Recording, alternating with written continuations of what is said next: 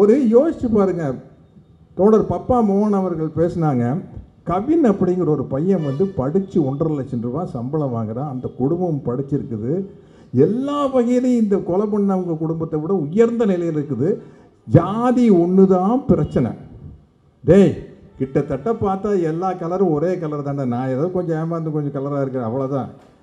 மற்றபடி உன்னை வந்து சட்டையை கழட்டிட்டு நிற்க வச்சேன்னா ஒரு வித்தியாசம் இங்கே தெரியாது.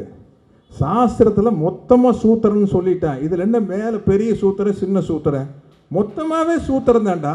நீ ஏன் நினச்சிருக்கிற ஆண்ட ஜாதி வெங்காய ஜாதின்னு? எங்கே எப்போ நீ ஏண்டா ஒரு வியாபாரம் பண்ணிருக்கா, கப்பலில் ஒரு 40-50 வெள்ளைக்காரன் வந்தால் அவங்ககிட்ட போய் மண்டி போட்டு நீ ஆண்ட ஜாதியா நீ?